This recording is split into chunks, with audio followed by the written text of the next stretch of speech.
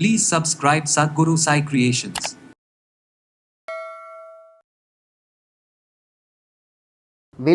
வில்வம் சார்ந்த வேர், வில்வப்பட்டை, வில்வத்தோட பழம். இதில் என்ன யூஸ், அதில் என்ன பரிகாரம்? மருத்துவமாக சொல்ல போனாக்கா நேச்சுரல் ஸ்டீராய்டு. இன்றைக்கி எதை தொட்டதுன்னு தொடங்குறது எல்லாம் எங்கே போனாலும் சரி ஸ்டீராய்டு உடம்புக்கு எடுத்துக்கிறோம், கிட்னிக்கு எடுத்துக்கிறோம். இறைவன் சிவனால் கொடுக்கப்பட்ட ஒரு நேச்சுரல் ஸ்டீராய்டுன்னு கேட்டிங்கனாக்கா வில்வ மரத்தோட வேர். பரிகாரம் அப்படிங்கிறது பார்த்திங்கனாக்கா இறைவன் வாயால், இறைவன் கண்ணால், இறைவன் நெற்றியால், அவர் கையால் வரக்கூடிய ஆசீர்வாதம் பார்த்திங்களா, அதுதான் பரிகாரம்.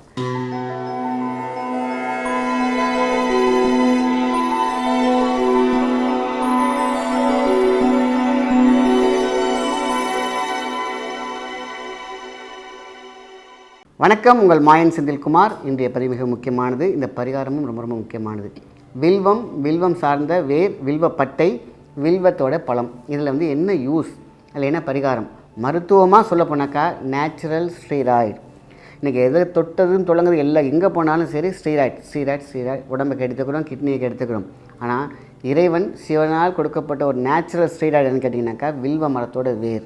இந்த வேர் பார்த்திங்கன்னா அவ்வளோ சீக்கிரத்தில் எடுக்க முடியாது. ஏன்னா கோயிலுக்குள்ளே இருக்கும் மரம், இல்லைன்னா காட்டுக்குள்ளே இருக்கும். அந்த வேரெல்லாம் எடுக்கிறது கஷ்டம். ஆனால் பட்டை எடுத்துக்கலாம், அதேமாதிரி பார்த்திங்கனாக்கா வில்வ இலை எடுத்துக்கலாம், பழம் உங்களுக்கு நல்லா கிடைக்கும்.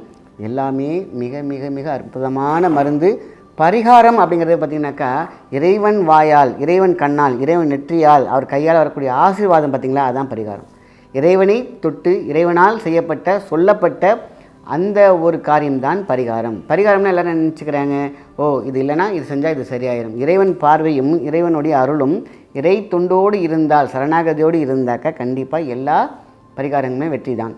அம்ச கலசம் ஒருத்தங்க வீட்டில் நல்லா இருந்தால் எப்படி இருக்கும், அதேமாதிரி அம்ச கலசம் நம்மளுடைய ஃபேஸில் இருந்தால் அம்சமாக இருக்கான் பார் அப்படிம்பாங்க இல்லையா, அந்த அம்சக்கலை என்பது ஒரு ஃபேஸில் ஓடிக்கிட்டே இருக்கணும். அதுதான் அற்புதம், பேராற்றல், பேரறிவு அப்படின்னு சொல்லுவாங்க. பேரறிவு அப்படின்னு எல்லாம் வச்சுக்கோங்க, எல்லாம் மூளையோடைய பிரெயினோட கனெக்டிவிட்டி தான் வச்சுக்கோங்க. அறிவு என்பது அத்தனை செல்வங்களையுமே குறிக்கும் தான் அறிவு. ஸோ நம்மளுடைய பிரெயினி, அதாவது சித்தத்தை ஆள்பவர்கள் சித்தர்கள் சொன்ன விஷயம்னா தான் இந்த வில்வம் சார்ந்த பழம். இந்த வில்வம் என்றாலே வெல்வம்னு அடிக்கடி நான் சொல்லக்கூடிய காரணம் என்ன? எப்பேற்பட்ட வியாதியையும், எப்பேற்பட்ட துன்பத்தையும், எப்பேற்பட்ட சங்கல்பத்தையும் பாசிட்டிவாக ஆற்றக்கூடிய ஒரு சக்தி தான் வில்வம். அதனால தான் வில்வ மரம் எங்கே பார்த்தாலும் கட்டி பிடிச்சிக்கோங்கன்னு சொல்லுவேன்.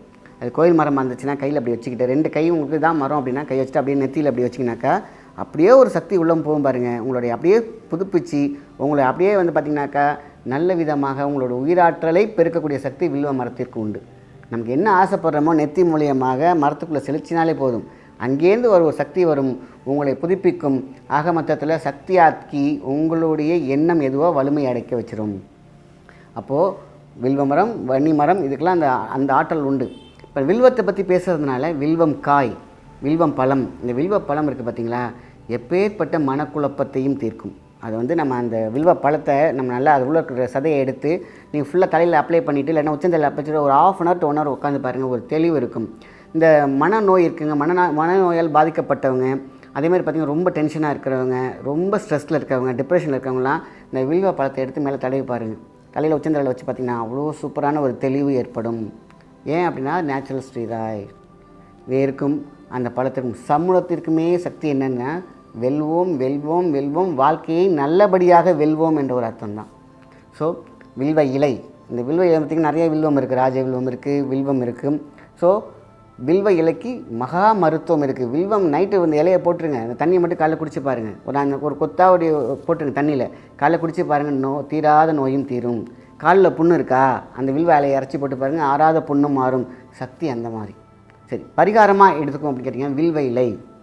இந்த வில்வ இலை என்ன பண்ணுறோம், ஒரு கொட்டாங்குச்சி இருக்குது பார்த்திங்களா, நம்மளோட தேங்காயோட கொட்டாங்குச்சி இல்லையா, அந்த கொட்டாங்குச்சியில் ஃபுல்லாக தண்ணி எடுத்துக்கணும், கொட்டாங்குச்சி நல்லா கழுவிக்கணும். இந்த கொட்டாங்குச்சிக்குங்கிறதே பார்த்திங்கனாக்கா சொல்லுவாங்க மிக சக்தி உண்டு. அதில் வெறும் தண்ணியை சூட வச்சு கொடுத்து பாருங்கள், நோய் தீரும். சக்தி. சிரட்டை என்பது சாதாரண விஷயம் கிடையாது. சிரட்டை கப்புன்னு அந்த காலத்துலேயே உண்டு. சிரட்டை தேக நீரை அருந்தினால் எல்லா வியாதியுமே சரியாக போகும். அதுதான் சிரட்டை நீருங்கிறது. சிரட்டை கொட்டாங்குச்சி நல்லா தேய்ச்சி கழுவிக்கோங்க, அவ்வளோதான். தண்ணியை உள்ளே போடுங்க, வில்வ இலையை கொஞ்சம் போடுங்க, விபூதி கொஞ்சம் போடுங்க, துளசி இலையை கொஞ்சம் போடுங்க, வில்வ இலை பவுடர் இருந்தாலும் கொஞ்சம் போட்டுக்கோங்க, அவ்வளோதான். பச்சை கற்பூரத்தையும் உள்ளே போடுங்க. சிம்பிள்.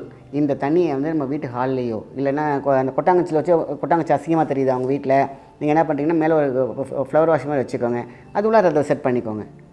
ஆக கொட்டாங்குச்சி நீர் மிகப்பெரிய வாஸ்து தோஷத்தை நீக்கும். அதில் நம்ம என்ன பண்ணுறோம், வில்வத்தை போடுகிறோம். அதுக்கப்புறம் பார்த்திங்கன்னா விபூதி போடுறோம், பச்சை கற்பூரம் போடுறோம்.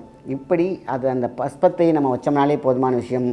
எப்பேற்பட்ட துன்பமும் பீடையும், அதாவது துன்பம் நேர்கையில் அப்படின்னு சொல்லுவாங்க இல்லையா, அப்போ தான் இறைவனை தேடும். இறை ஆய் அவனுக்குள் வரும்போது அந்த சக்தி அதிகமாக வந்து அடையும். இப்போ புரியுதா உங்களுக்கு? இப்போது நம்ம வில்வ இலை அவ்வளோ சக்தி வாய்ந்தது. வில்வ பழம் நான் சொன்ன தலையில் அரைச்சிருந்தாலும் வெறும் பைத்தியம் மட்டும் தெரியாது, ஆனால் வைத்தியமும் ஆகும். நம்ம உச்சந்தலையிலேருந்து அப்படியே டெயில் வரைக்கும் பார்த்திங்கன்னா ஒரு சக்தி ஓட்டத்தை கொடுக்கும். எப்பேற்பட்ட தியானம் செய்கிறோம் பார்த்திங்களா, வெறும் அந்த வில்வ அந்த இலை வைத்தாலும் சரிதான், பழம் வைத்தாலும் சரிதான், மகா சக்தியை கொடுக்கும். வேர் பட்டைகள், வேர் கிடச்சிச்சின்னா ரொம்ப சந்தோஷம். அதை வந்து மஞ்சள் பூசி நீங்கள் மஞ்சள் நூல் காப்பு கட்டி அப்படியே ஒரு சின்ன பாக்ஸ் மாதிரியே போட்டு வச்சு பாருங்கள். வில்வத்தோடைய வேர் இருக்குது பார்த்தீங்களா, நீங்கள் நினச்சதை செஞ்சியே கொடுக்கும். அதுக்காக போய் ஒரு மரத்தை போய் வெட்டி அந்த ஆணி வரை எடுக்க வேண்டாம். ஏன்னு கேட்டிங்கனாக்கா, இதை எப்படி எடுத்துக்கிறது இப்போ கேட்டிங்கன்னா, மேலால் ஏதாவது வேர் போணுச்சுன்னா மட்டும் எடுக்கலாம். கோயிலில் இருக்கக்கூடிய மரத்தெல்லாம் போய் எடுக்கக்கூடாது, நோண்டக்கூடாது, வேர் எடுக்கக்கூடாது. வெளியில் இருக்குது, காடு கரையில் இருக்குது அப்படின்னாக்கா நீங்கள் மரத்துக்கிட்ட நீங்கள் இப்போ ஒரு பூஜை பண்ணி எனக்கு இது வேணும், வேர் கொஞ்சம் எடுத்துக்கிறேன்னு கேட்டு எடுத்துகிட்டு வரலாம். இல்லைன்னா கிராமங்களில் இருக்கலாம். ஆகத்தில் போய் அந்த மரத்தையே புண்படுத்தி எடுக்கக்கூடாது. அதுதான் விஷயம். வில்வத்தோட வேர் மட்டும், அது பட்டையை எடுத்துக்கலாம், இலையை எடுத்துக்கலாம். அதே மாதிரி வில்வ இலையை நீங்கள் லாக்கெட் பண்ணி ஒரு சின்ன தாயத்து மாதிரி பண்ணிக்கோங்க. வில்வ இலை, வில்வ பவுடர் எடுத்துக்கலாம், பழத்தோட கொட்டையை இருக்கலாம்.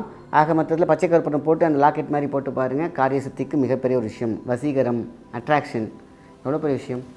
மகா சக்தியை பொருந்த மிகப்பெரிய சங்கல்பமான ஒரு பரிகாரம் அப்படின்னு கேட்டிங்கன்னா வில்வ மரம். வில்வ மரம் வந்து பார்த்திங்கன்னா இந்த பூமிக்கு மிகப்பெரிய வரப்பிரசாதம், இறைவனால் கொடுக்கப்பட்ட அற்புத கனி, அற்புத இலை, அற்புத மரம். இது ஒரு மனிதனுக்கு கிடைக்கக்கூடிய கிடைக்கா வரம்னு எப்படி சொல்லலாம். நம்ம பாருங்கள் எவ்வளோ அழகாக அசால்ட்டாக விட்டுட்டுருக்கோம். வில்வ மரத்தை 21 முறை நீங்கள் சுற்றி வந்துட்டு என்ன வேணுனாலும் நடக்கும். நல்ல காரியம் மட்டும். எப்பேற்பட்ட பீடையும் உங்களுக்கு திருஷ்டி இருக்குது, திருஷ்டினா 21 முறை சுற்றிட்டு கடைசியில் பார்த்திங்கன்னா உங்கள் நெத்தியை தூக்கி அப்படியே அந்த மரத்தை பிடிச்சிக்கோங்க. சின்ன மரமாக இருந்தாலும் பெரிய மரமாக இருந்தாலும் சரி வச்சு பாருங்கள். எப்பேற்பட்ட துன்பமும் தீரும். ஏன்னா அதுலேருந்து வரக்கூடிய ஆறா இருக்குது பார்த்திங்களா, உங்களுடைய மைனஸை ப்ளஸ் ஆக்கிடும்.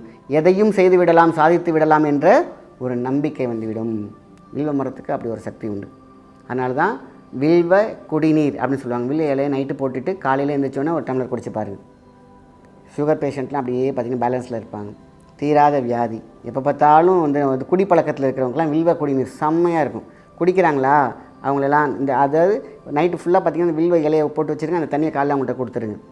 இப்படி குடிக்க 10-15 நாளெல்லாம் பார்த்திங்கன்னா அவங்களுக்கு வந்து அந்த குடிக்கிற எண்ணமே தோணாது. ஏன்னா வில்வத்துலேருந்து வரக்கூடிய நீர் நீங்கள் போடும்போது லைட்டாக ஒரு சின்ன ஒரு கசக்கி உள்ளே போடணும், அவ்வளோதான். அந்த சாரம் உள்ளே இறங்குறதுக்கு. இந்த தண்ணியை குடிக்காரங்களும் கிடையாது, ஸ்மோக்கர்ஸாக இருக்கட்டும், யாராக இருக்கட்டும், ஏதாவது தீய பழக்கம் இருக்குது, தீய எண்ணம் இருக்குது, பொறாமை குணம் இருக்குது, அத்தனையும் மறைந்து போகும். ஏன்னா வில்வத்திற்கு அப்படி ஒரு சக்தி உண்டு. மனிதனை புனிதமாக்கும். கொடூர மனம் படைத்த ஒருத்தர் இருக்காங்கன்னு வச்சுங்களேன், இந்த தண்ணியை மட்டும் எப்படியா கொடுத்துட்டே வாங்களேன், வித்தின் 30 days ஆர் 15 daysக்குள்ளார மனமாற்றம் இருக்கும். தவறு தப்பு இதெல்லாம் வந்து உங்களுக்கு புரிய ஆரம்பிக்கும். குரோதம், கொடூர மனம் இதெல்லாம் சாஃப்ட் ஆகிட்டு இருக்கும். வில்வத்திற்கு அவ்வளோ பெரிய சக்தி உண்டு. அப்புறம் சாதாரண மனுஷனுக்கு கோபம் குறையாதா? கோபம் தான் அத்தனைக்கும் காரணம். உடல் சூடு தான் அத்தனை வியாதிக்கும் காரணம். எல்லாமே பார்த்திங்கன்னா நம்ம சொல்லிட்டு அப்புறம் வருத்தப்படல, எந்த பிரயோஜனம் இல்லை. ஆனால் முன்கூட்டியே மூளை சிறந்து விளங்கினால், அதாவது இதுதான் செய்யணும், இது தப்பு, இது செஞ்சால் இது தப்பு, இந்த பண்ணால் இது வாழ்க்கையே போகும், இதை சொன்னால் அவங்களுக்கு வலிக்கும், இது பண்ணால் அந்த குடும்பமே அழியும், இந்த பகுத்தறிவை கொடுக்கக்கூடிய ஒரு சிந்தனைனாக்கா இந்த வில்வ குடிநீர். இதை ஏன் இப்போ நான் உலகம் சொன்னேன், நம்ம குழந்தைங்களுக்கு அவசியம் கொடுக்கணும். இன்றைக்கி டோப்போமின், இன்றைக்கி மொபைல் பார்த்து எல்லோரும் உங்களுக்கே தெரியும், இந்த வீடியோ பார்க்குற அத்தனை குழந்தைங்களும் பார்த்தீங்கன்னாக்கா ரொம்ப சூப்பர் ஃபாஸ்ட்டாக இருப்பாங்க, ஆனால் கோவக்காரங்களாக இருப்பாங்க. பிடிங்கினாக்கா உங்களே திட்டுற அளவுக்கு அவங்க இப்போ வளர்ந்துட்டு வந்துட்டுருக்காங்க. காரணம் டோப்போமின் இன்பேலன்ஸில் இருக்கிறது தான். இந்த வில்வ குடிநீரை கொடுத்து பாருங்கள், கண்டிப்பாக அவங்கள்ட்ட ஒரு மனமாற்றம் இருக்கும், ஒரு தெய்வீகம் இருக்கும், ஒரு அமைதி இருக்கும். காரணம் ஸ்ட்ரெஸ்ஸை உடைச்சிடும்.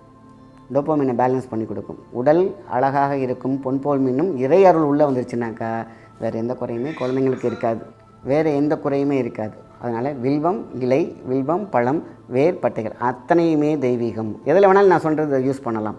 இப்படி பயன்படுத்தி பல பேர் பல மாதிரியான தன் வாழ்க்கையை, எதிர்மறையான வாழ்க்கையை அப்படி நேர்மறையாக மாற்றிருக்காங்க. இதுதான் காயக்கல்பத்தின் மகா இறைவன் கொடுத்த அருள் பொக்கிஷம். நல்ல விஷயத்தை மட்டும் ஷேர் பண்ணுங்கள். நன்றி, வணக்கம்.